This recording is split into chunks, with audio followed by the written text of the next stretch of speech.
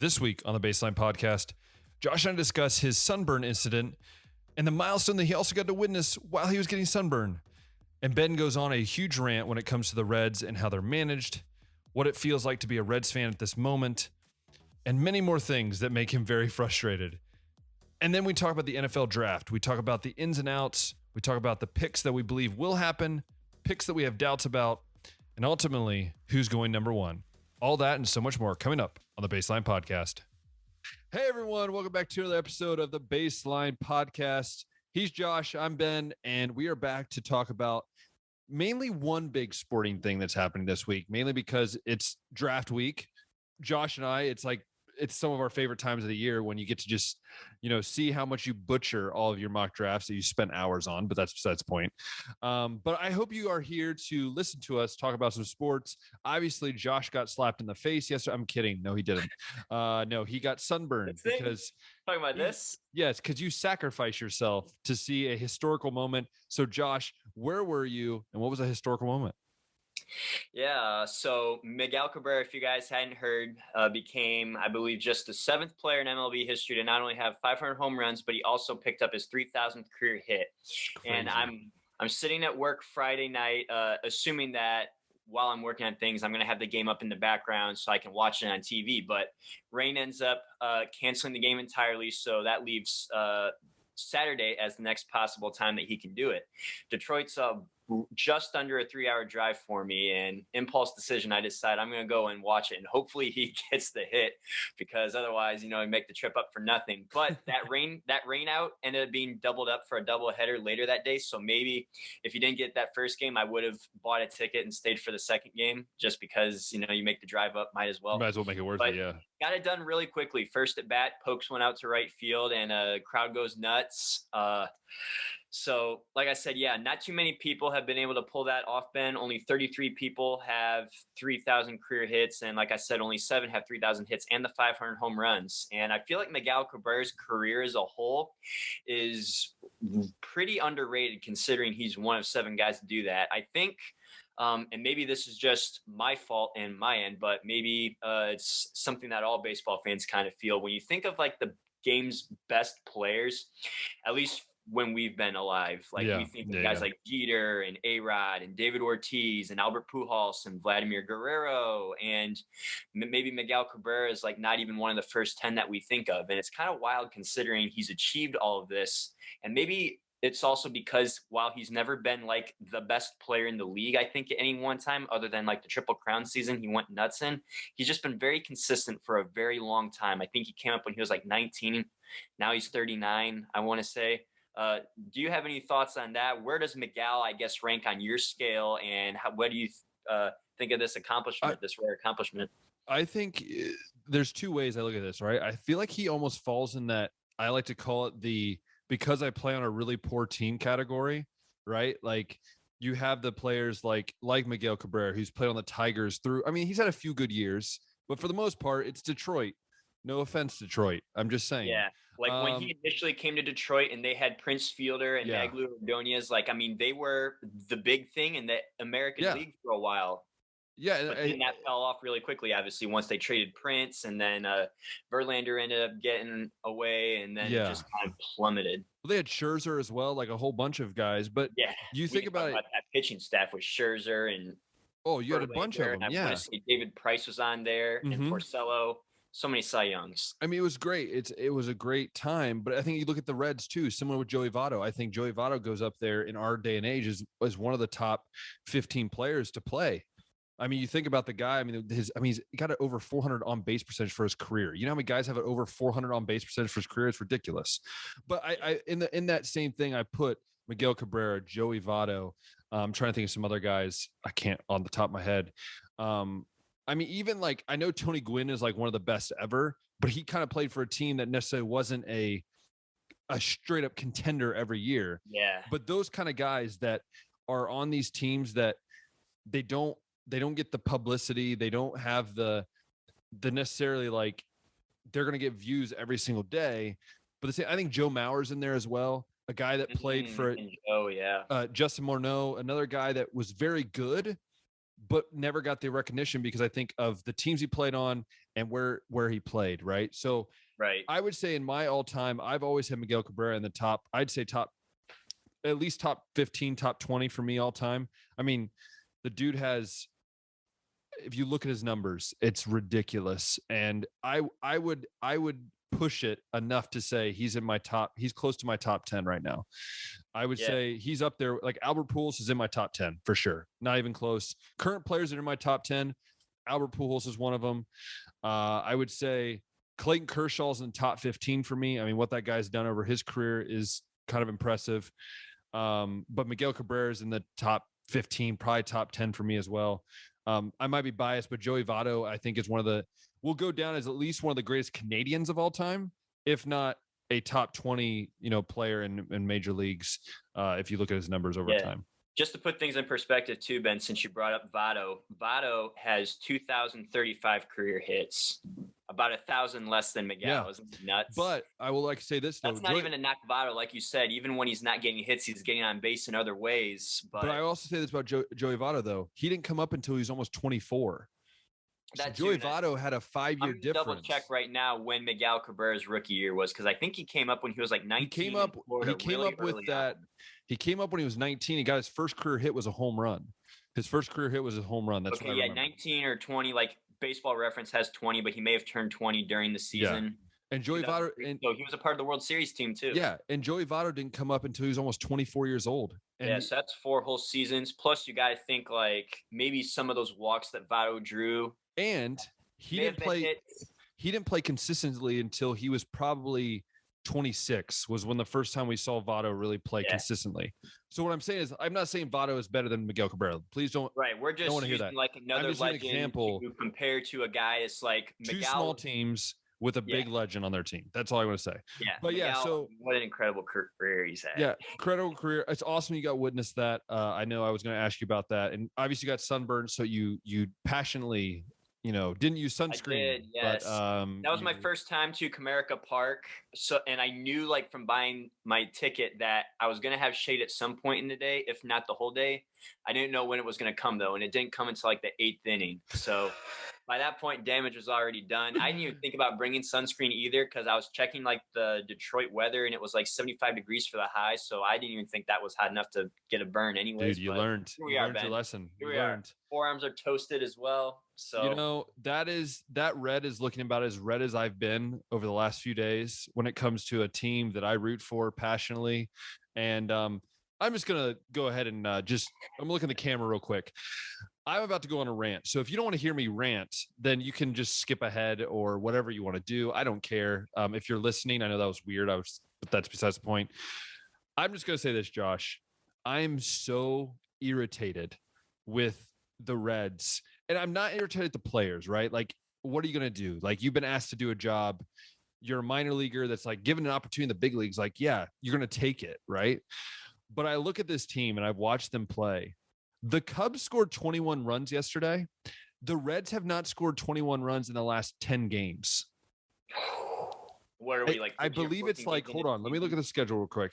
I believe, if I'm right, the Cubs scored 21 runs yesterday. 21 against Pittsburgh. Right. That's the most they put up in a game, I think. Also, by the way, Reds are up 3-0 right now. We're recording this on a Sunday. As I'm speaking of this, the Reds are up 3-0. So I really should shut up because we all know that's just not going to last. But okay, ignore the game that's why we're recording going on right now. This is their schedule, okay? So Cubs, for instance, scored 21. I believe there was another team that scored. Oh, no, the Tigers scored 13, right? This is how many they've had. So let me look. Since they lost to the Guardians, so from the 14th to the 23rd of April, 3, 4, 6, 7, 8, 10, 12. They have scored 12 runs in a total of almost 10 games. And see, if you would have said that, Ben, I would have been thinking that was Cleveland's numbers at the start of the season. That's usually how they play in April. It just irritates. And I'm just going to say this, like, again, and I said this last week, and Josh, you know where I'm going with this. I have no issue when you are a smart market team and you want to give up some big contracts. I'm okay with that. I understand that. I get it. You want to save money. But when you give up a team that was 2 players away from pretty much being a playoff team in the Reds to now going, hey, we're just going to tank for the next 5 years. We're becoming the Pirates. Like, I don't understand small market teams. There's other small market teams that do really well. You had look at the Brewers. I mean, they're not a big market, but they're always competitive. They're always contending. The Cardinals, they're sort of a big market, but not, an LA or a New York.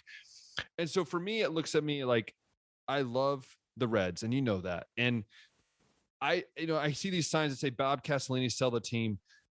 It just hurts me because you have all of these passionate fans that are basically witnessing one of the worst. This could be one of the worst stretches since I think 17, but it could be a really bad stretch.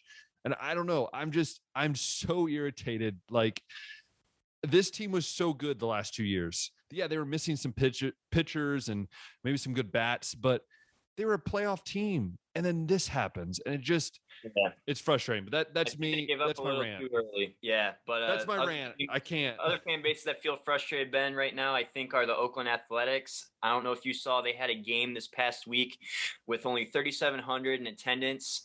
And I saw this quote from a fan saying that don't let like that deceive you. There's A's fans out there. We exist, but they're like almost protesting ownership because for years they've just done nothing to try to build a successful team. They trade away all their successful players or let them walk in free agency. They decide that they're going to have the smallest payroll in all of baseball almost every year. They didn't do anything in free agency. And so the fans seem to be pushing back against ownership and saying, you know what, we've given so much and we've gotten nothing in return. So we're just going to like leave these games empty. Yeah, it's and I know you I don't know if you advocated Cincinnati do the same thing. I would have definitely, if after Castellini said the whole, well, if you don't like it, then I guess you can just not come or something like that. I think I'm at the point where I realize that owners are going to be owners. They have a lot of money. Yeah. They kind of do what they want. They don't care really. And it's sad because I think the Cleveland Browns owner, Haslam's, I hope they come in and swoop in to get the Reds. 100% on with that. They did it with the Crew. They saved the Crew from getting moved to Texas. I'm just saying, if the Haslams came down and bought the Reds, I'd be like, you know what? I'm fine with that because, again, Castellini's at times have done okay for the Reds. But like Joey Votto, I love Joey Votto. I've just been raving on him. But the dude makes $27 million to hit. Right now, he's hitting like 215. His on-base percentage is not good at all right now. And he's 38. And there's got to be a point when you go, okay, when we're signing this deal, he's going to be 38. Why don't we sign him to like an 8-year deal with a bunch of options and then see where it goes from there? And again, that's the economics, but yeah, that's my rant. That's enough with the ranting. We're going to move on to football because that's why we're here. It's NFL draft week and we're going to move on to that. So Josh, it's the draft. How are you feeling going into this week? I mean, the Browns fans were just kind of like, whatever, but how do you feel going into this draft week? Still very uncertain, Ben, because this is our third mock draft we've done, and this will also be the third different guy I've had going first overall.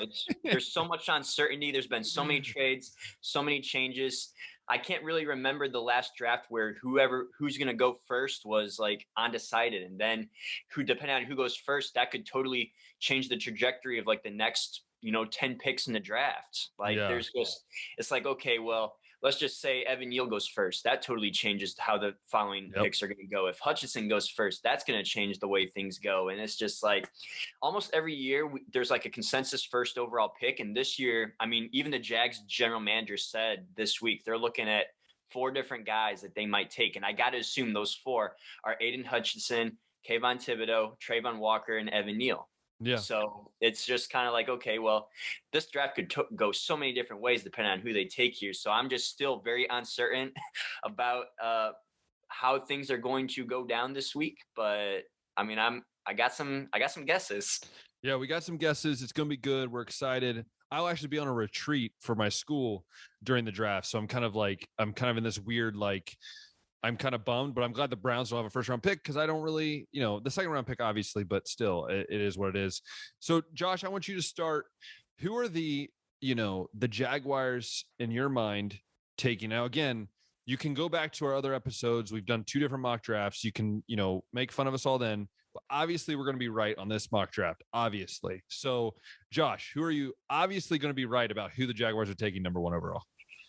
Real quick note about mock draft accuracy. I think Peter Schrager's one of the more accurate guys year in and year out, and he's only like 20-something% accurate all the time. Yeah, so, I know. Anyway, that's to cut any kind of slack that or give myself some slack. But first overall pick, Ben, like I said, we started this off mock draft 1.0. I had Kayvon Thibodeau going first. Then I was like, you know what?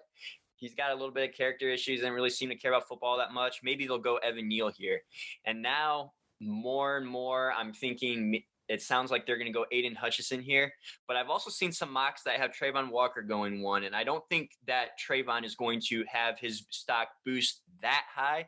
So I'm going to go with Hutchinson first right here. Ooh. And I don't necessarily agree with it, but I think that's where the Jags may be leaning at this time. Ooh. Yeah, well, the Jaguars are going to be the Jaguars, so they don't have Urban in charge. I mean, I love Urban Meyer. We both do, but that's besides the point. We won't get into that whole debate. But I was in the same boat as you. I believe I had 2 different in both my mock drafts. I think, I've been all over the place with these. But I was thinking, I really want the whole Detroit Aiden Hutchinson. I think that's just a cool thing. I always think that's cool to have the guy that played in the state of Michigan, stay in the state of Michigan. But I'm going to say Aiden Hutchinson, number 1 as well. I think he just kind of seems like the one guy that doesn't have necessarily a huge issue that teams are going, I don't really know about this. And I think when you're the Jaguars, you just find the best talent that's going to help you succeed. I was very hesitant because I think they really need an offensive tackle, but I think Aiden Hutchinson goes here to the Jacksonville Jaguars. And I think it's going to be interesting. I agree. I agree with you and everything you said. Like I said, I don't necessarily agree with Hutchinson going first. I don't think he's the best player in this draft, and I wouldn't take him if I had the first overall. Of course. Pick, but it's just that's why we get paid to do nothing. But number 2, I have a surprise and a shocker that's about to blow your pants off, Josh. Well, maybe I do as well, Ben. I've seen Malik Willis being projected to go number 2. I have seen Kyle Hamilton being projected to go number 2. Maybe you can't shock me too much, but let's see. I am going with the Lions. I am thinking they're going to go with Trayvon Walker.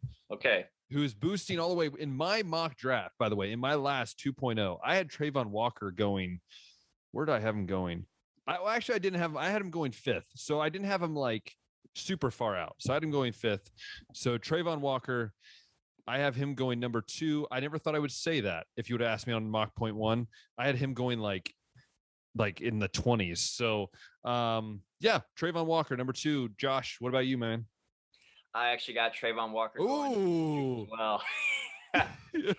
Yeah, it's really wild how high up this guy has shot on people's big boards, like since the combine. And I can't remember what he did at Pro Day, but I imagine it was like the similar kind of stuff. People have really fallen in love with this dude. And some of the other guys like KT have done things to tank their stock, and Trayvon's done nothing except boost his. And I mean, thinking back to like even previous drafts, like the Lions took Calvin Johnson 2nd overall, who was a guy that kind of shot up people's boards after he performed at the combine, got measured and stuff.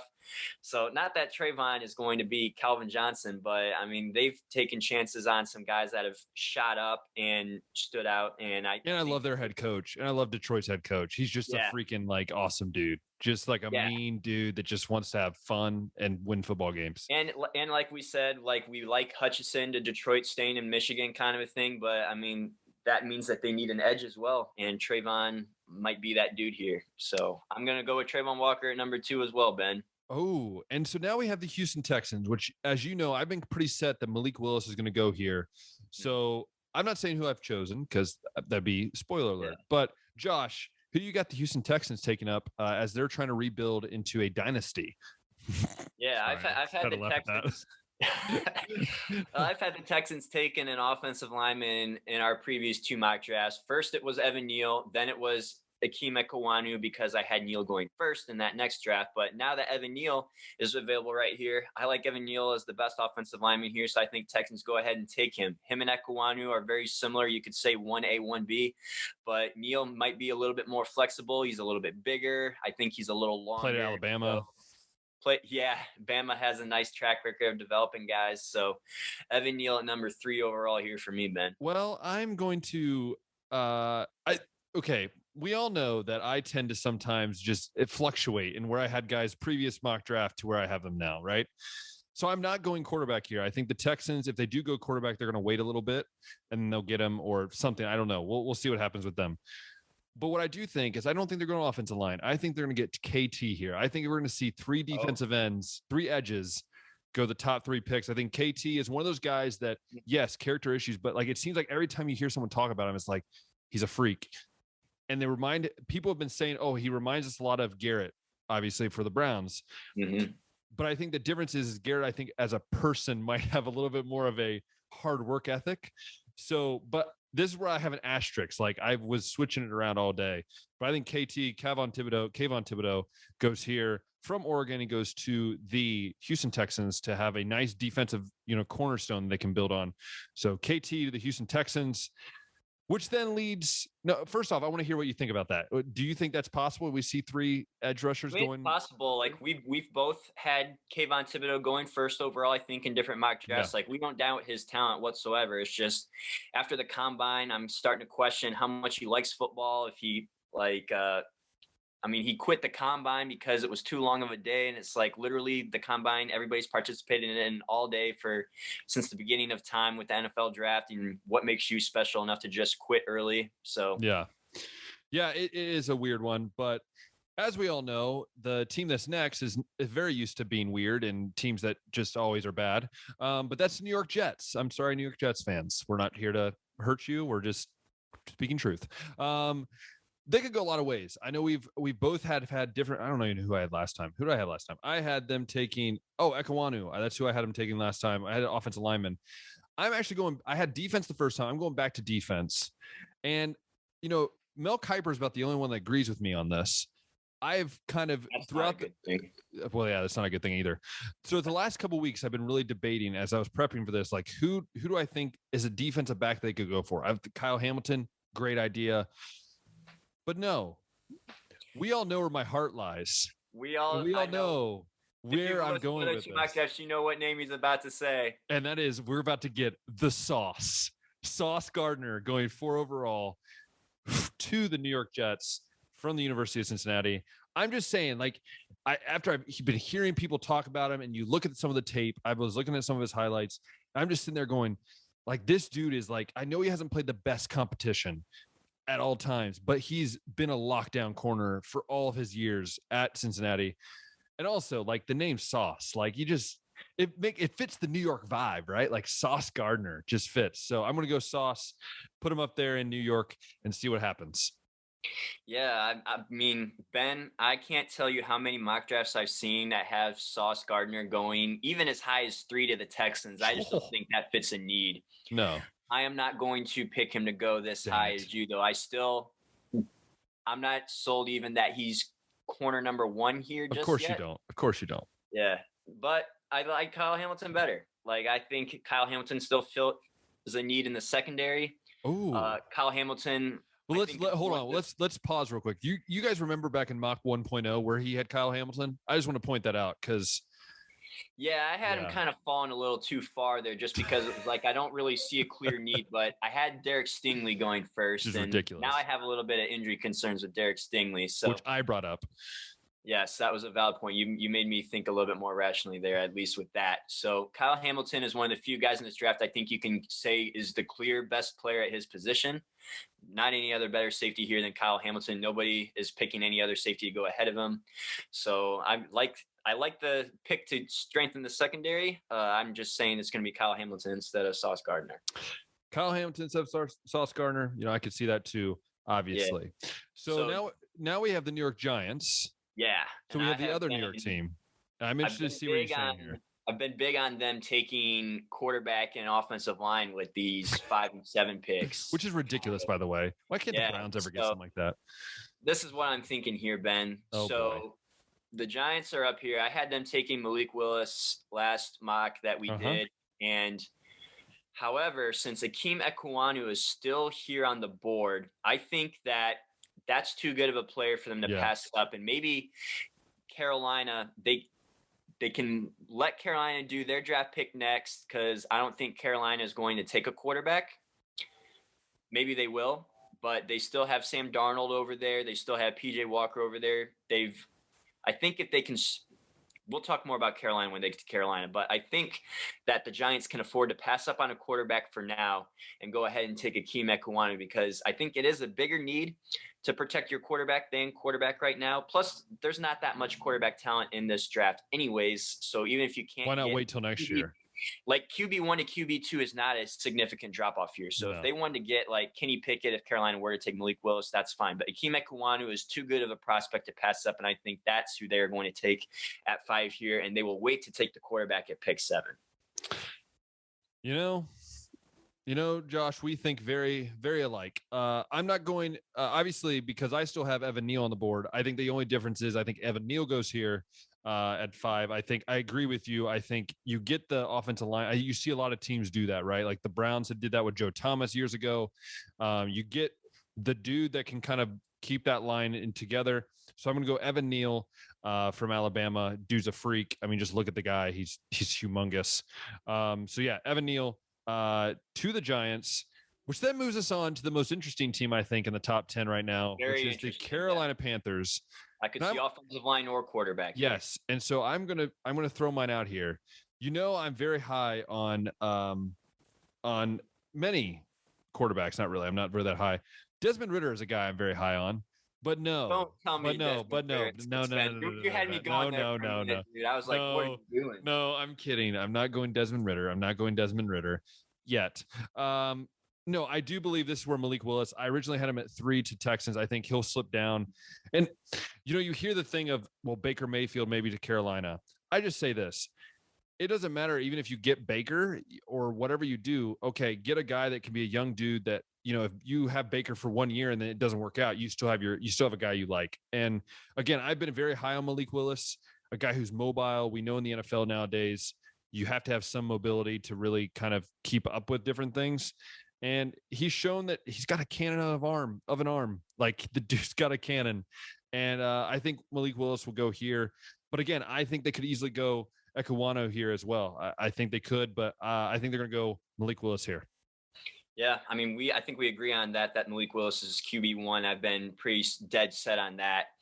The thing is, though, and this is, I mean, there's a hole now in the QB room because they haven't signed Cam Newton back yet. So maybe at this point they're not going to bring him back. But they still only have given Sam Darnold 1 year to prove himself after giving up a second and third round pick to get him.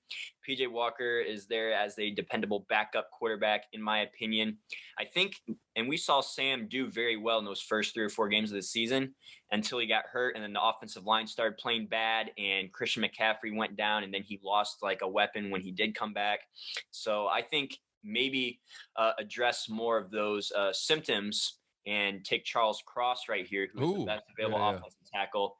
They're going to go ahead and take Cross. They're going to help protect Darnold so that they can get back to maybe that success that they were having those first few weeks of the season before Darnold started getting hurt, and then he was under pressure all the time. So maybe it makes more sense to address that need first before they would take a quarterback. So maybe they are thinking quarterback. Maybe that's why they haven't brought Cam Newton back yet, and they want to keep that hole opened up. But I would think that maybe they would go offensive line here instead.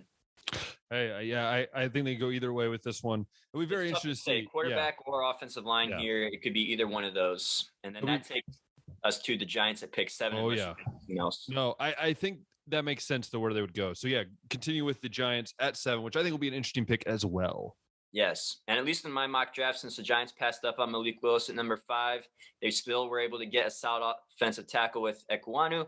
Now they can get their quarterback here with Malik Willis. I think that the Giants will take a quarterback here, whether it's Kenny Pickett or Malik Willis, just because Daniel Jones, I mean, he's had, what has it been now, since the 2018 draft? So this 4 years, 4 years?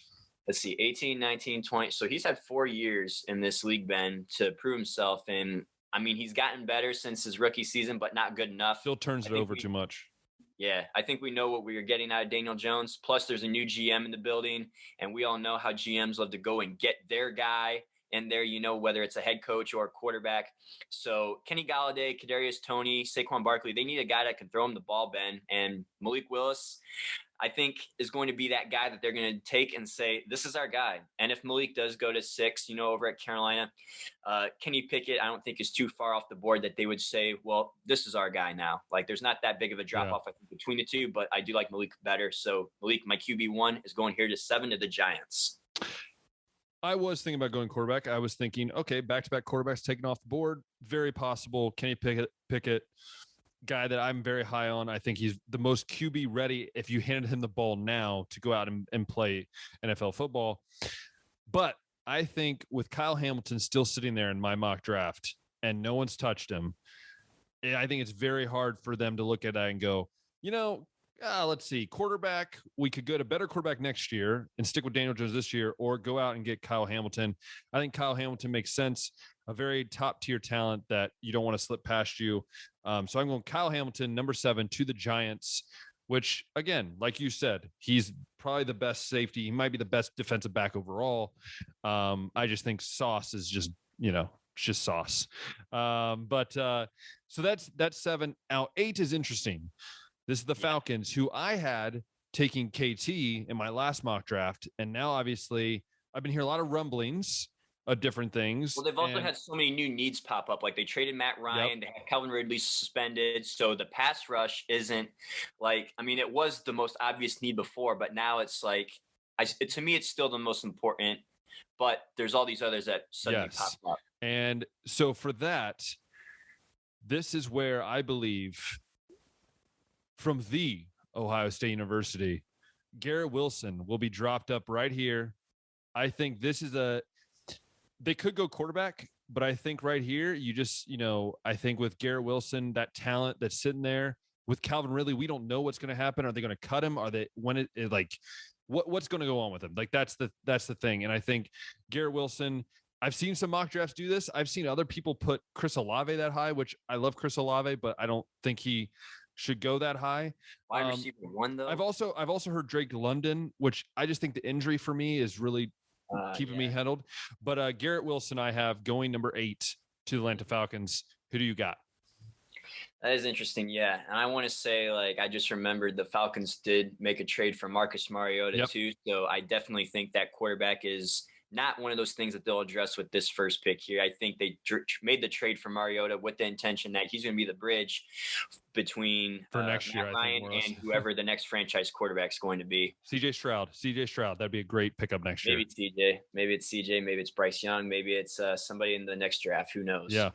But since Calvin Ridley is also only out for 1 season with this suspension, I'm going to say that they're still going to take a pass rusher here, and Kayvon Thibodeau is still available here. I'm going to go ahead and say that he goes. I forgot you still have him going. Oh, I forgot he's still on yours. He's still available on mine, yes. So I'm going to go ahead and take KT here. The talent is too good to pass up here at 8 to fill that need at pass rush, and then next year, they can try to address quarterback. Calvin Ridley will be back, so I think.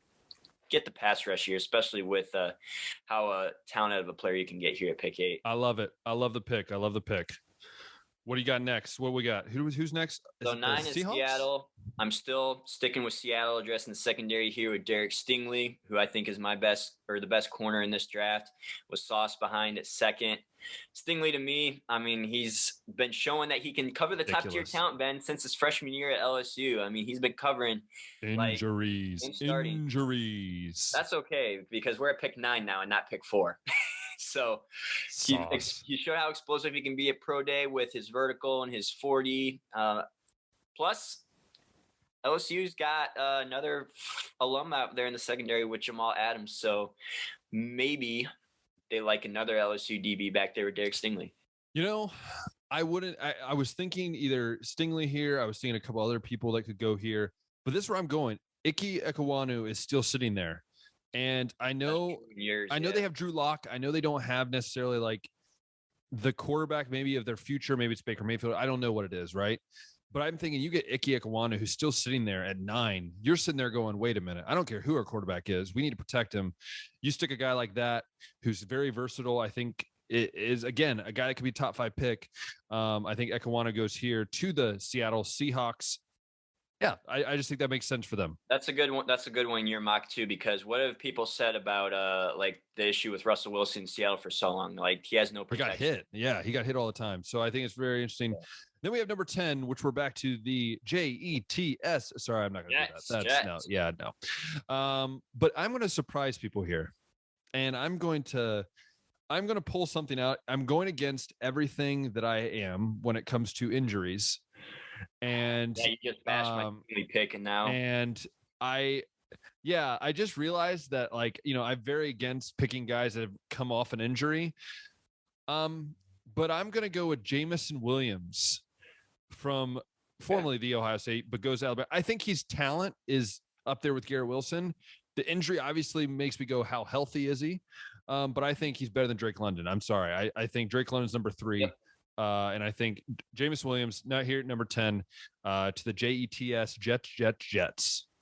Josh, well, Ben, I got Jets going wide receiver here too. It would be Jameson Williams if he was available. But Garrett Wilson is also available in my mock draft, and that's my wide receiver 1. Your wide receiver 1, too. I just think he's going to go here at 10 to the Jets instead of up at 8. I think you had him to the Falcons. So, I mean, it addresses a team need here. You got your quarterback with Zach Wilson, number 2 last year. Now get him some dogs to throw the football too. Yep. Like they drafted Elijah Moore last year, round 2. Go ahead and get Garrett Wilson here. Hey, they get Sauce. And they get Jameson in mind. Like, that is like the 2 combination of Garrett soup. Wilson and Kyle Hamilton in mind. So I think it's good either way. Either way. Either way. So we got the Jets. 11. Then we go to the Commanders, which still can't the name. Sorry. And I still am very confused on the direction that they could go. I honestly don't know who they could be taking here. They made the trade in the offseason for Carson Wentz, which I mean, it's going to be an upgrade at quarterback, but you still kind of know like what you're getting out of Carson. I don't really know how much you're going to try to throw the football. But looking through mock drafts, Ben, I brought up Peter Schrager, one of the more accurate guys. He has them taking Jameson Williams, and I think that's still a little early, in at least for me with the injury, but I do like the thought of going receiver a little bit more so now. And I almost did this in mock 2.0, but since Peter has them going receiver, I'm going to have them I'm going to take his idea of them going receiver here, and I'm going to go full out Chris Olave, because now they have an all Ohio State wide receiver room too. So it's kind of like a nice feel good pick in that regard too. And not like Olave's like a reach either. Like he had such an insane combine and pro day. Like his stock is, I think, going to be one of those that shoot up, maybe not as all the way up to 11, but I'm really big on Olave. Team up with Curtis Samuel, Terry McLaurin. Carson Wentz has some dogs to work with. And as a Ohio State fan, I'm going to hate myself that I don't have Olave. I think Olave could be 3 or he's 4. I have Drake London personally at 3. I think mainly because I think of the NFL and a big receiver, and I think teams want that more. Big body, right? Deep threat, wide receiver. So I am also going receiver, and I'm going Drake London. I think, the injury worries me. But I think with Drake London, it's like you don't need him to be the number 1 right away. And I think that's why the Commanders make sense, because he can be that number 2 once he's healthy, and McLaurin's going to get paid $20 million in the next couple of years. So you have your receiver for the future. Now you just get another guy that's a big stud that you can do stuff with. So that's why I have going there, Drake London. So I have 3 receivers going in 4 different picks. So who do we got next? We have the Vikings at 12. Vikings. And this is where I believe Derek Stingley is going to go. So I have 3 dudes with injuries that I have now put 3 picks in a row. But I think Derek Stingley, like I said, I think Sauce Gardner and Derek Stingley are like this. They're maybe, centimeters apart from each other. If Derek Stingley didn't have the injury bug, he would be number 4 for me. So I think Derek Stingley makes sense here with the Minnesota Vikings. I think they need help in the secondary, and he's going to make a big difference. So I have Derek Stingley Jr. right here. Yeah. Now, I'm going Sauce Gardner here, and this is one of the few picks I think in all 3 of my mocks that hasn't changed. I've been that hurts. Sauce Gardner at 12 to the Vikings since day 1, so I have no reason to change that. He's still available here. Minnesota seems to have the offense figured out with Justin Jefferson, Thielen, and Dalvin Cook. Now just get that defense, at least matching the caliber of players you have on offense. Get Sauce, beef up that secondary, beef up that defense. It's going to be great. Next we have the Browns. Oh, wait. No, we don't. We traded that stupid pick away. That's besides the point. So, Josh, go ahead. Go ahead. I hope we have the same player here, Ben. We've talked about how much we love Jordan Davis. We just think that he's going to fall maybe a little bit from the position that he probably should get picked, because defensive tackle, it's not like a huge need among many teams early on. But we see the talent, we see the freakish ability, we Yep. see the athleticism, the Yep. speed for as big of a dude as he is. Yep. I could see Houston going a couple different ways here. Kenny Pickett, get a quarterback. You could draft Jameson Williams to be a guy that pairs up with, I think Brandon Cooks is still there. So you have like a wide receiver duo for Davis Mills or whoever's going to play quarterback. But Lovie Smith, defensive-minded head coach. Texans have also had great success developing and drafting top talented defensive linemen like Jadeveon Clowney and J.J. Watt.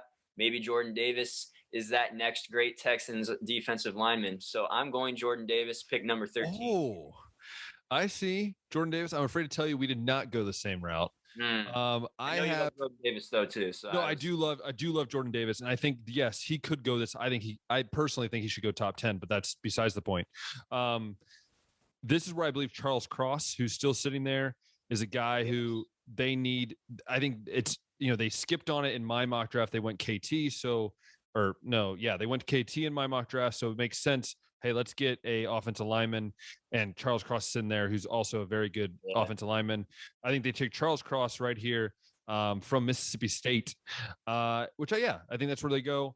And then next up we have the, forever known as the Cleveland Browns, the first timer. I'm just kidding. The Baltimore Ravens at 14, who I think many people think they're going DBs. That's what I've been reading. Everyone thinks they're going DB. See, I don't think that because and that's they the thing. Injuries in the secondary Yes. with who was back there. Marcus Peters. Marcus Peters was one of them, and then they had another corner go down, and both of those guys are going to be back. So they had one of the worst pass defenses, but it was just because of the injuries, and all those guys are going to be back. Yep. So and then I almost went that direction too, but I believe pass rush. I agree. Pass rush, and this is where I believe my man, the guy who I've had in the 20s, both mock drafts, is George Karlaftis. I believe is going to go here. A guy who is it's weird. Like, he's not a super fast guy. He just reminds you of a Baltimore Raven, a dude that can play the edge. He can maybe even play down as a sitting D end in a 3-4. Like Paul Kruger. Yeah. So he's just a big dude that's just going to make a difference, from Greece originally, or his parents are from Greece. So it's a very interesting story. Yeah. So George Karlaftis right here to the Baltimore Ravens. Yeah, dude. I had Karlaftis here initially, but him and Jermaine Johnson are so even for me, at least. And I seem to change my mind on who I think is a little bit better. Lately, I've been feeling a little bit higher on Jermaine Johnson. So it could be Karlaftis, but I'm switching my pick to Jermaine Johnson Randos because I feel a little bit better about him right now. Yeah, and I realized that I had originally had Jermaine Johnson, and then I changed it, and I'm trying to figure out where Jermaine Johnson. Oh, yeah, he's down a little bit for me.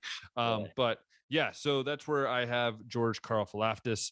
Then we have 15. Josh, let us know what's going to happen at 15 for you. The Eagles, man, this is where they're going to take Jameson Williams. Ooh, interesting. Take the wide receiver. Fill up that offense. You got Jalen Hurts playing quarterback, Devontae Smith, wide receiver. You got another Bama receiver, Jameson Williams, Bama trifecta. Plus, Eagles really need a receiver.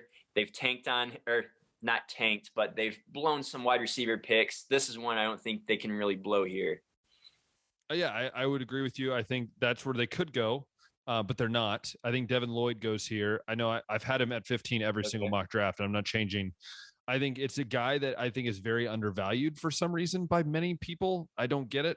The dude's a freak. If you've ever watched him play, he's a beast. And I watched him play against Ohio State, and he played really well against Ohio State. So I'm going Devin Lloyd here from Utah to the Philadelphia Eagles. I think they could go wide receiver, but I just think, defense added up. One question about that pick, Ben, because I'm high on Devin Lloyd too, but Nakobe Dean is still available in your draft. Not? Yes, he is. So why would you go Devin Lloyd here? This is my thought. I think for me it's weird, right? Because I think Dean and Lloyd I think Lloyd in the experience factor. I think Nakobe Dean's been around too. I just there's something about when I've watched tape of Lloyd as well as when he played against Ohio State that I'm sitting there going, I think he just this it factor. Like when he was against Ohio State, he just seemed to like do stuff that I didn't think a guy could do in the sense of the way he played, the speed, the tenacity. But yeah, I mean, I thought of Nakobe Dean here, and it was a very up in the air. But I'm going to go Devin I'm just Lloyd. curious because Yeah. I know we've both been high on Nakobe Dean, both being linebacker one. Yeah. We had him, I think, top 10 initially, and Yeah, so I just think I want clarification there. Yeah, I think Lloyd just because of I think the way he plays, and I think just I think Nakobe Dean is one of those guys that yes, he's probably number one, but for some reason I feel like the Eagles, and also I want to stick with my gut. I just feel like Lloyd fits here. So I don't think it's really like anything big. I think it's just kind of my gut feeling in that sense. Even though I probably would have Nakobe Dean as number one over him. But yeah, so that's who I got for Philly. Who's next? Oh yeah, the Saints, because they made a trade, right? Now Philly initially had this pick, but they swapped a couple picks around. Kind of interesting there, and now the Saints got an extra first round. And it's going to be. This is where it gets interesting for me. You know, remember back in mock 1.0 who I had going 6 overall? Do you remember who I had? 6 overall to the Panthers back a couple mocks ago. Was it Pickett or Matt Corral? No, it was Trevor Penning. And I believe this is where Trevor Penning kind of fits, right? Like I'm trying so hard to get Trevor Penning in the top 20. I'm just trying. But I think Trevor Penning fits like the Saints mindset, if that makes sense. Like he just seems like one of those guys. It's like, oh, will he fit in the NFL in a certain way? But like, I watched some of his tape and I'm like, dude, this dude's just an animal. Like I know he didn't play high D1, but the guy was very good and his pro day was good. And the combine was pretty good as well. I believe he did the combine. I think he did the combine. No, he did the pro day. So yeah, that's who I have. I have Trevor Penning going here. I was very tempted to go quarterback, but you might be shocked if I go quarterback or not in this with the Saints here. So Saints, I don't think that they're going to take a quarterback just because they extended Winston. They still have Ian Book, and they added Andy Dalton. Hey, you're forgetting about one guy they have that we both love. Taysom Hill. Well, I just left him out because it looks like he's going to be more of a tight end now. Really? Are we really going to call him a tight end? He's about 220 pounds. I mean, that's the role that he's going to play, right? Anyway, though, even if you include Taysom, like there's 4 QBs in the building. I don't think they're going to draft one. And since they did just lose Teron Armstead, one of their tackles, to the Dolphins in free agency, I am with you, Ben, on not only taking an offensive tackle, but the same dude, Trevor Penning, right here. What? Yes. The Trevor Penning, the Northern Iowa. It's going to be coming initially. In the top 16. I had the Saints with they initially had the 18th pick, and I had them taking a wide receiver there to help out Winston. But since they have another mid first round pick here, and they had that need recently pop up, I think that's a bigger issue that they need to address, and they'll take Penning here, who's my best available offensive tackle. You know what? I love it. You make me so happy when you said that. I love that. Make me so happy. Anyways, so what do we got next? We have the 17 with the Chargers, which I think you know where I'm going with this, but you go ahead and go first. Obviously, maybe I do, but I'm going to Nakobe Dean here. My linebacker one. That's an issue that the Chargers have that needs addressed. I've seen wide receiver, defensive tackle, linebacker. I've had them taking Jordan Davis, but now he's going 13th in mine, so he's not available here. They signed Mike Williams to an extension, so I don't think wide receiver is as glaring of a need as let's fix this defense up, get a dog there like Nakobe Dean. Yeah, I like it. I could have gone that way, but I'm going to stick with my pick that has been for every single mock draft. That is Jordan Davis. I think this is where Jordan Davis goes. I really like it. Him with Joey Bosa and Khalil Mack is going to be the this is the thing though. Defensive line. You know, people are like, well, they've been signing some dudes as defensive tackles. I'm like, dude, have you seen a guy that's 341 pounds that moves the way he does? I don't care who you've signed. And you have Khalil Mack and Joey Bosa. If he's sitting there, you take him and you go, try to run past us. Just try. Perhaps they are signing depth only to back up who they anticipate will be the main man. Yes. So Jordan Davis, I have going there. I think it makes sense. And next we have the Eagles. The Eagles. We're back with the Eagles. 18 instead of 19. Yes, 8, which is just weird, and just weird. So, okay, I'm going to preface this here. All right, I didn't really know much about this guy until I started, reading about him, and I saw his draft stock started going up. Can I guess who it's going to be now before you finish? You can try. Yeah, go ahead. Christian Watson. It is not Christian Watson. Oh, yet. Okay, keep going. Yet. Never mind. It's not Christian Watson yet. It is, and I think you know who this is. His name is the good old Devontae.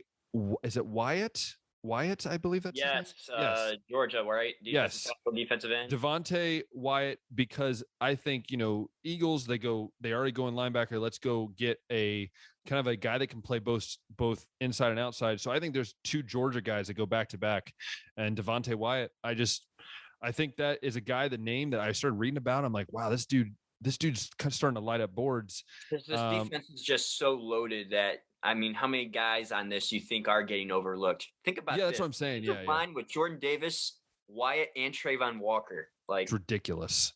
You wonder why they didn't lose the national championship? There you go. Exactly. So I have Devontae Wyatt going here to the Eagles. Who do you got?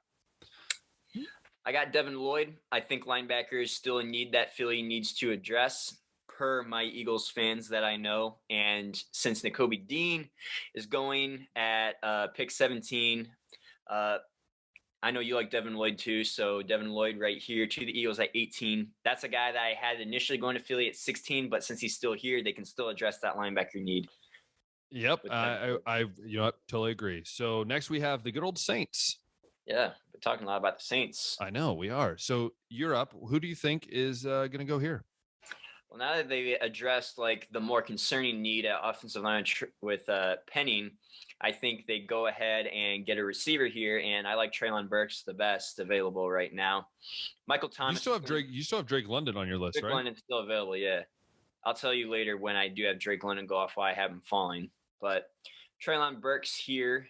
Michael Thomas is going to be coming back from injury. Marquez Callaway kind of had to be wide receiver 1 last year. Now he can more comfortably fall into like wide receiver 2 or 3. Alvin Kamara can be a threat in the pass game, and we've seen. Go ahead and get Treylon Burks here. Now Jameis Winston has a fully loaded offense or group of skilled position guys that he can work with and to the best of his ability, or be playing to the best of his ability. And I will also agree with you and go wide receiver. But of course, because the New Orleans Saints love the Ohio State University, I believe this is where Chris Olave in my mock draft is going. I haven't had him come off the board. I think this is where he comes off the board. I think it makes sense. I think he's a kind of a New Orleans Saints kind of guy, right? Like he's just going to get yards. They love Ohio State guys. They love Ohio State. They take them a lot. So yeah, I'm going to go Chris Olave here. Makes sense. And the best available receiver out there. And then next we have the Pittsburgh Steelers, which is interesting where they're going to go. And I believe they're staying home and they're getting Kenny Pickett with the 20th overall pick. I think for me, it just makes like, it's the story. Like, I'm sorry. I don't care if you even want him. Like, you just keep the kid. Like all the Steelers fans I've talked to, they're like, we want him. It's like, let's just get him. So I think it's more of the story for me. Kenny Pickett to the Steelers. Yeah, I mean, quarterback is probably the most glaring need on their team right now because Ben retired. Mason Rudolph, we know, is basically a bust, career backup from here. Dwayne Haskins, unfortunately, passing away. So unless their plan is to go and make a trade for Baker Mayfield, I think drafting please no. I would not. Oh, I would hate that so much.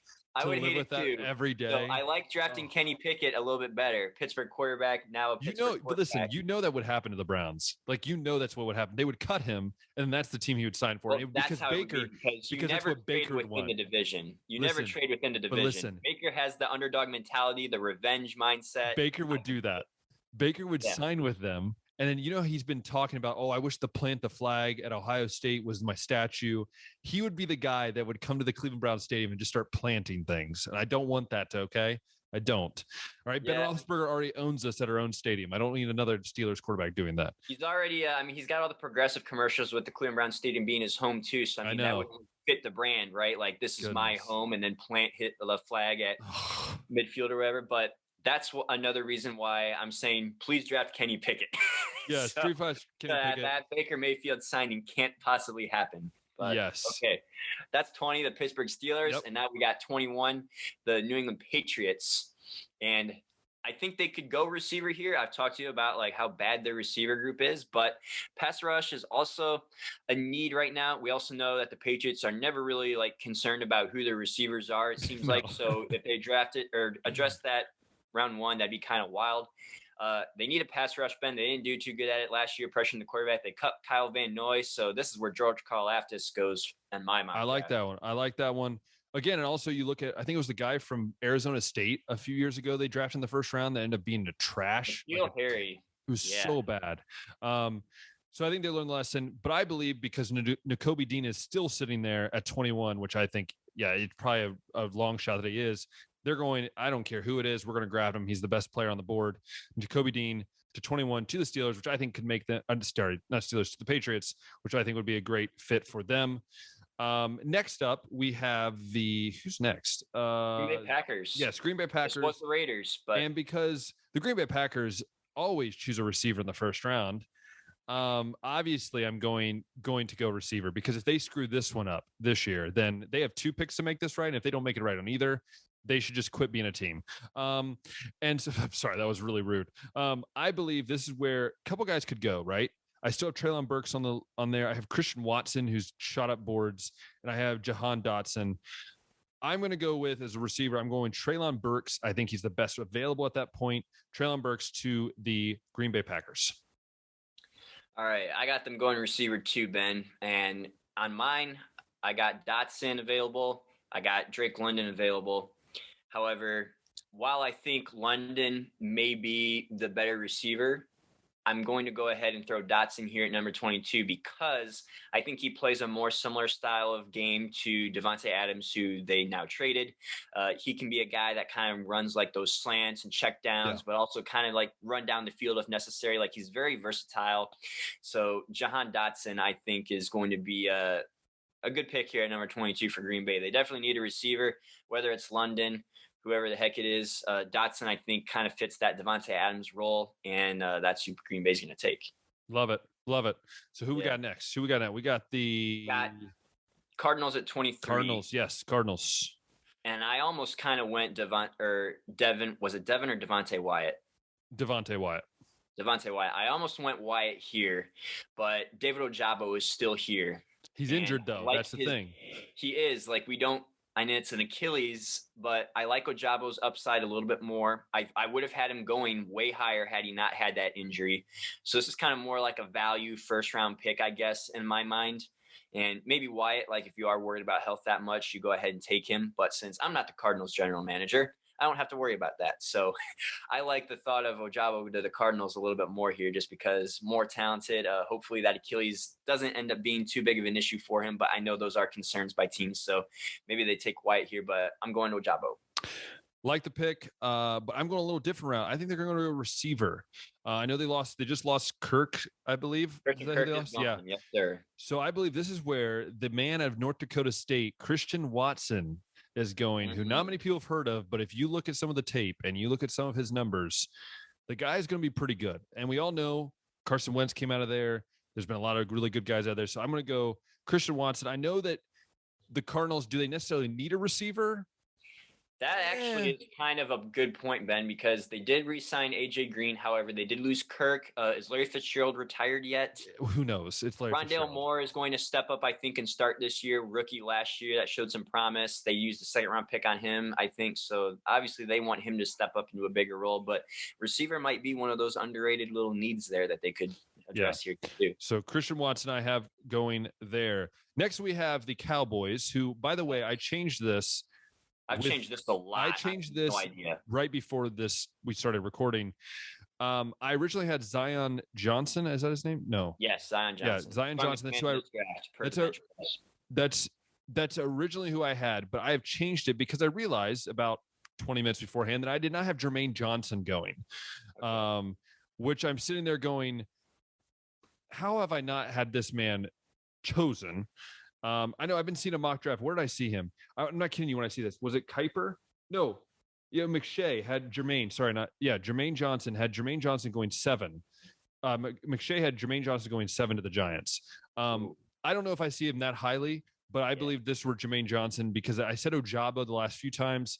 Obviously, with him hurt, it worries me mainly because it's the Achilles. So I'm going Jermaine Johnson right here to the Cowboys. Yeah, I could see the Cowboys going a couple different directions, Ben. It's been the most challenging team for me to decide which player they're going to take. I've changed it a lot, and I'm changing it again because La'el Collins, one of their former guards, is now a Cincinnati Bengal, correct? Yes, I think.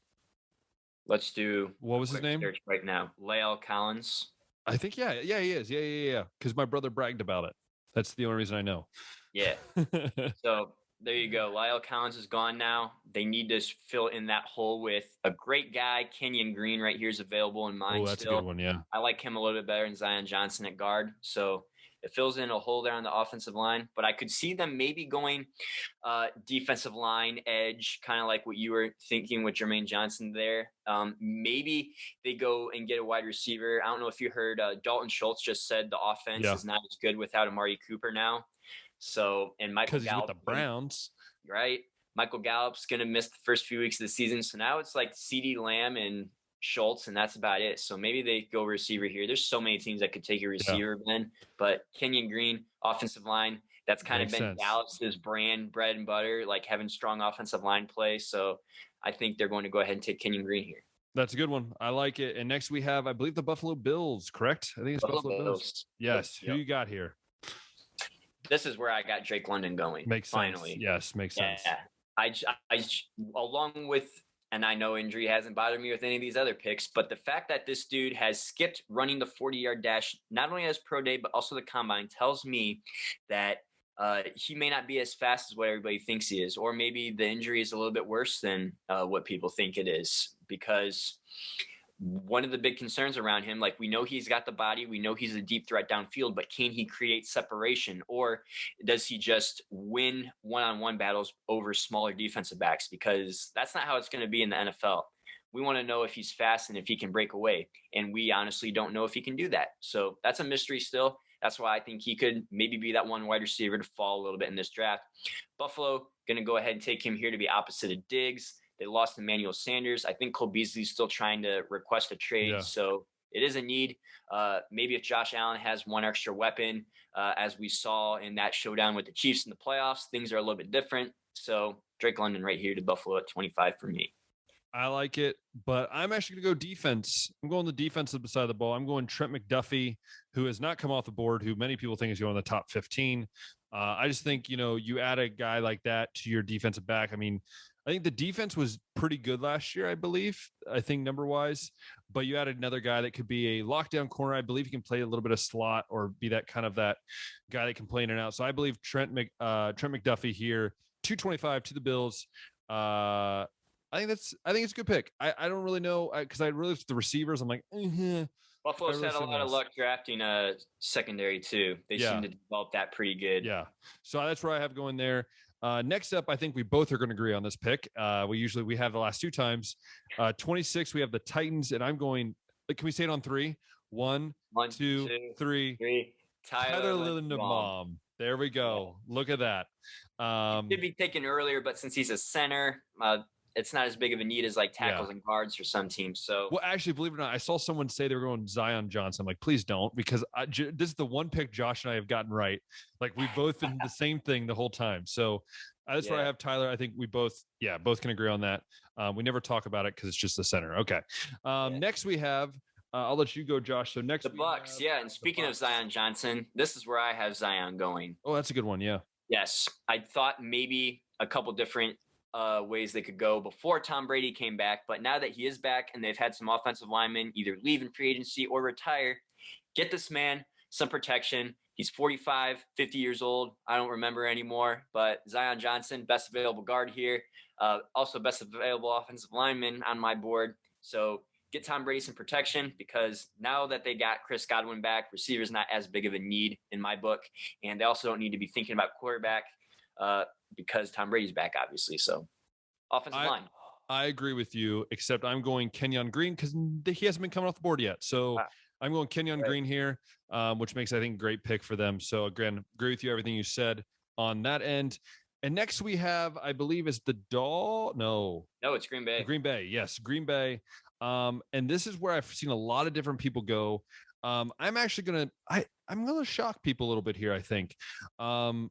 I think they're going to go defense. I think they got the receiver, at least in my book. They got Treylon Burks. They could go double receiver just to make sure they didn't mess it up. But I'm going 28 here. I'm going with Arnold Ebiketie from Penn State. He's an edge / linebacker. Yep. I think he fits they're kind of the Clay Matthews fit, where he's a guy I think that can maybe do a little bit of coverage, but mainly just pass rush and do all that. So that's who I got, Arnold Ebiketie to the Packers. All right.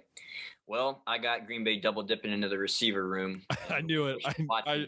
I called it when I made this. I'm like, Josh is going to go double receiver to the Packers. Yeah. And I fought that just because Green Bay really hates drafting wide receivers in the first round. And I got them taking 2 of them now. I would have loved it. Can I be honest with you? I really hope they pick like Kenny Pickett.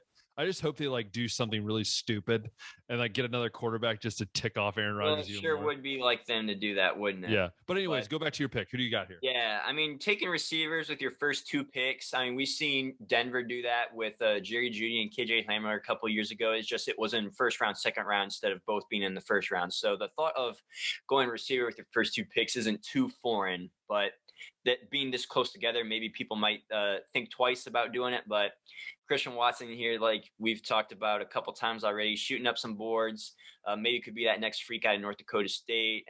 So that's kind of what I'm thinking. They're going to go with a receiver here. David Bell is another guy, but I think David Bell, like with the way that he performed at the combine, is probably going to slip into that second round. Yeah, I would agree with you. Again, I think it's very reasonable they could do that just to make sure Aaron Rodgers is happy. But next we have, I believe it is the Chiefs, which was the Dolphins. Chiefs back to back here, 29-30 now. And so let's do both of our picks. Let's do both Chiefs picks. So I will start. I have Zion Johnson going here. I believe getting some more protection for Mahomes. It's always important. So getting Zion Johnson. And then I believe Jahan Dotson is going to go here.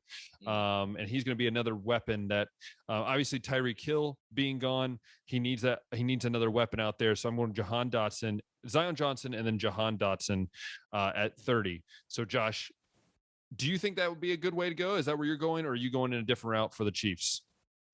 Yeah, that's a tough one because I thought receiver here too, but in the offseason, they did go out and get Marquez Valdes-Scantling and Juju Smith-Schuster. Yeah. So while I don't think those guys are like long-term solutions or like the same caliber as Tyreek Hill, I think it's good enough for this season to maybe work with because you still got Travis Kelce there, McCole Hardman. Hopefully he steps up. I got them actually addressing the defense with both picks. So we know the secondary in Kansas City is bad. We know that Tyrann Mathieu is still considering his free agent options. Maybe they go ahead and draft a safety like Lewis Cine right here out of Georgia with 29. And then they get an edge guy with number 30 with Boy Mafe, I think is how you say his name. Yeah. I've heard him. Yeah. So I think they're going to address defense with both of these picks here, but wide receiver isn't too wild of a guess either, I guess, considering that Tyreek Hill, I mean, top 5 receiver in the league. You lose that. You'd like to replace that. Yeah, and Jahan Dotson for me was just sitting there, and Zion Johnson was sitting there. So I think if you're the Chiefs, you're like, hey, we'll take both. That's another reason why I didn't go wide receiver here. I think that's something KC could address later, just because there's not any clear first-round wide receivers available anymore at this point. I agree with you. Josh, next we have the team that we don't really talk about that have been bragging they made it to the Super Bowl, but that team called the Bengals. So who do you got the Bengals taking? Well, Bengals, like we mentioned earlier, they got La'el Collins. They made a couple other moves to boost the offensive line. So some might say they've done enough that they don't need to address in the draft, but I say draft one more in the first round and cap it off with a perfect revamp of the offensive line. And I don't know if it'll necessarily be this man, but I think they'll take the best available offensive lineman. And that's your man, Bernhard Raimann, who you brought up in our mock 1.0, I think. Yes. But that's kind of who I think is one of the more talented guys available here. So we'll go with Bernhard here at number 31. The Austrian giant, as I like to call him. He's like 6'7". He's ridiculous. I was debating. Originally, I had Andrew Booth Jr. going here from Clemson. I think that's another need that they need to address that secondary. Beefing up ain't QB or corner number 1. Beefing up their secondary. But then I switched to Bernard Raymond because I'm like, okay, this is who I went with my gut pick back in the mock 1.0. And then I went back to Andrew Booth Jr. I've been kind of tossing around. I'm going to go with Andrew Booth Jr., not because I don't believe Bernard Raymond is not a first round talent. I believe he will go in the first round. I couldn't find a team really that made his fit. I just think they need help on the secondary bad. And I think Andrew Booth Jr. fits. I think he can play the nickel and he could play outside as well. So Andrew Booth Jr. here for there's me. There's a lot of good corners that I think are going to fall to the second round. Like guys like Daxton Hill's a safety that probably is a first round talent that's going to fall. You brought up Andrew Booth, Roger McCreary out of Auburn, Yep. Kaiir Elam from Florida is still a really good corner. I don't even have Trent McDuffie off of mine yet. So that's another one that I got that would be falling to the second round. So a lot of good corners I think are going to go off the board really early round 2 because of the value. Yes. And then moving on to the last pick of our mock draft in the Detroit Lions, who have the 32th pick, which by the way, they didn't win the Super Bowl. Okay, let's just all clarify that because the Detroit Lions win the Super Bowl. That's just a joke. Sorry. I'm a Browns fan. I really should be talking about this. But I have them taking the guy who I've had picked in every mock draft, my dude from the University of Cincinnati, played with Sauce. Desmond Ridder is going here to the Detroit Lions. Yes, you heard it, Josh. Breathe it in. Breathe it in. Desmond Ridder right here. I suppose it's not too far out of the realm because Lamar Jackson was kind of that fringe first-round talent quarterback that Baltimore kind of took on, knowing he was going to be like maybe more of a project. We've seen the Eagles kind of do the same thing in the second round with Jalen Hurts. So maybe taking Desmond Ridder here isn't too wild. I think you kind of know what you get with like Matt Corral and Sam Howell, and Ridder's that guy that could really be a wild card. But I got the Lions taking a defensive back here, boost secondary with Kaiir Elam out of Florida. Maybe I'm a little bit biased here because we just talked about all the good corners that are going to be available, but I like Kaiir. I think the Lions could use a boost in the secondary, so I got Kaiir Elam here. Hey, I love it. That's our mock 3.0 draft. But before we finish up, we got a couple list things I want to ask Josh about to get his thoughts on as well as mine.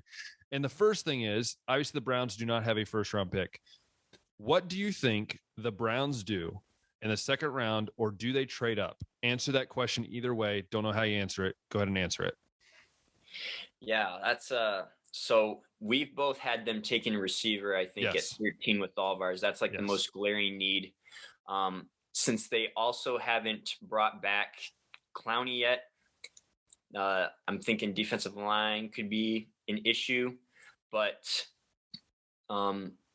if they're also talking about bringing Jarvis Landry back too. So if they do that, then wide receiver becomes not as big of a need anymore. Maybe if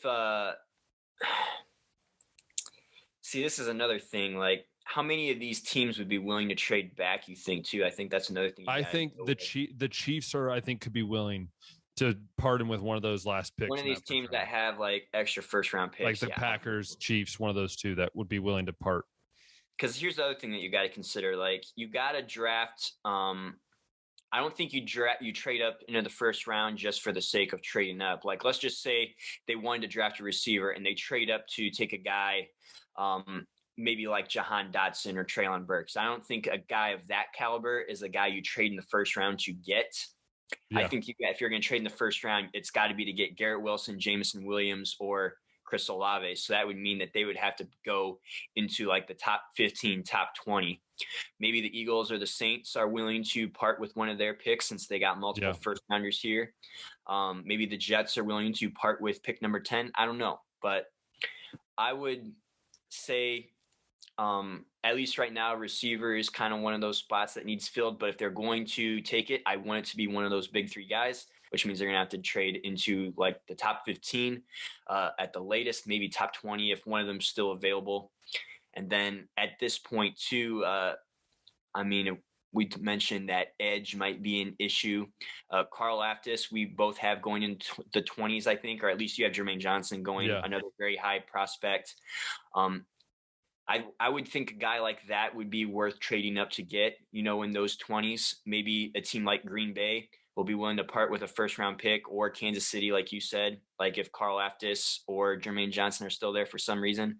Those would be the only instances, though, that I would want to do that right now, though. Yep, I would agree with you, and I think that's, again, I hope the Browns can get something, get at least whatever they can get out of this draft, something quality as well.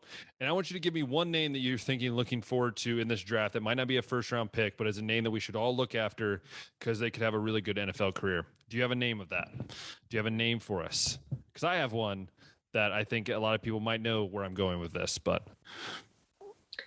Yeah, I'm not really sure. I mean, as a Carolina fan, I'm excited to see Sam Howell. I don't think his career is going to turn out to be too much, though. So I'm going to, right off the top of my head, go with the guy that was my biggest winner in the NFL Combine. And let's look out to see where Calvin Austin goes, that wide receiver from Memphis that just totally dominated, that 40, the jumps, all the measurables. He's not a huge receiver, but I think he kind of fits that mold that Tyreek Hill has kind of made famous in the NFL and usable. Guys kind of want to look for a receiver like that. So I'm going to say keep an eye on Calvin Austin. I'm curious to see how much his combine boosted his stock and where he's going to fall and what kind of a role he could get in the NFL.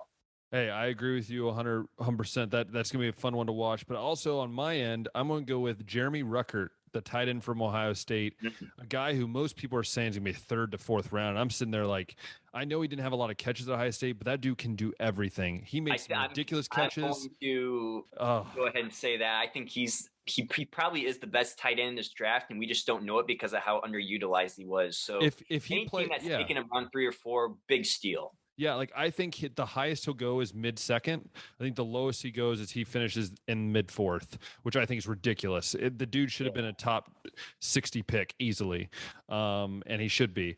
So, yeah, it's going to be a great draft. I know Josh is going to be having fun watching it. I'll be on a retreat, so I'll catch the highlights as I can. But that's our Mock 3.0. Make sure you leave below in a comment. Let us know what you think about it, what your gripes, what you think you could do better. I mean, we all know you could do better than both of us because we always are wrong, it seems like. But we have a lot of fun doing these.